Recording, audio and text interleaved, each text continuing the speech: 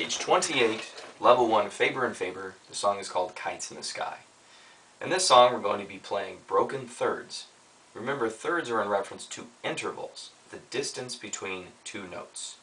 So this is a third, because I am playing two notes and there's a note in the middle. 1, 2, 3. This is a second. I'm only playing two notes. So it's not just the notes you're playing, but you count the ones in the middle as well. And that's why they're called thirds or seconds.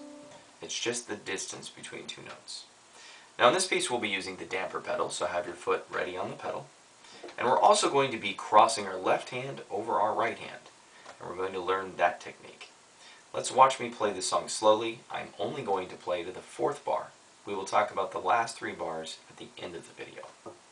We're in middle C position, C, D, E, F, G.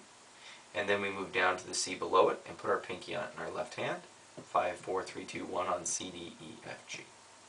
Listen closely, the first four bars of Kites in the Sky.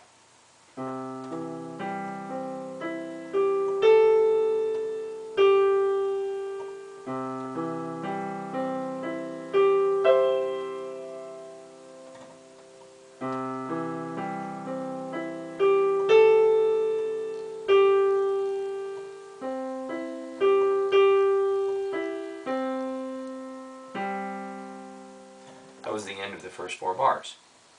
Did you notice how my left hand, as it finishes playing, it immediately slowly moves over across my right hand to A? And on your sheet music it says LH2 over on the third measure of the first bar.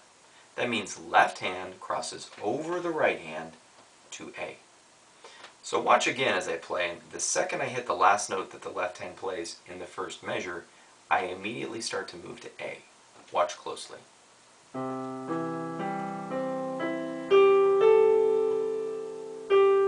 Did you notice also after I hit it, I started to move back immediately? Watch again.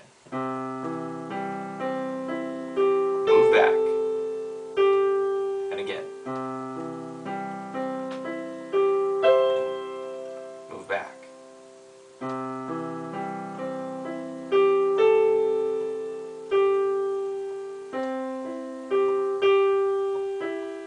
The C at the end is tied to the C next to it, so don't play it twice. Now let's talk about the last three bars of the song, starting on measure 17. If you're confused on where I am, look at the boxes with the numbers at the beginning of each bar. That tells you what measure you're on. I'm on measure 17. Starting here, the bass clef, the left hand will be on C, as we are now, and the right hand will move to A. So here's middle C. We're going to move it down to A, two notes. And we're going to move up the piano really far, play some of the higher notes. Let's watch.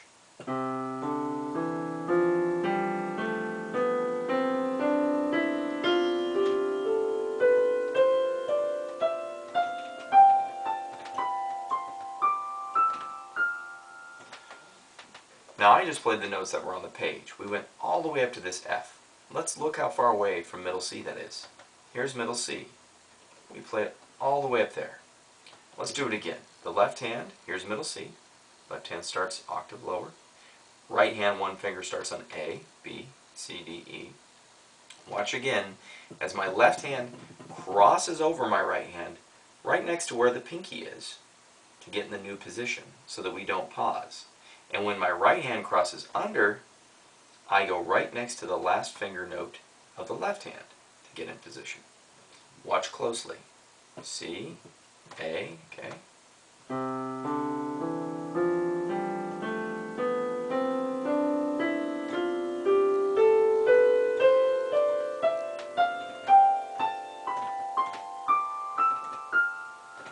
Now at the top of the end of the last bar it says continue this hand crossing pattern to the highest C, which would be the end of the piano. You can do that if you want, or you don't have to. Hopefully that makes some sense, and look at those notes and how high they are. We'll be reading those notes sometime soon. Now let me play the entire song from beginning to end, and that will conclude the piece.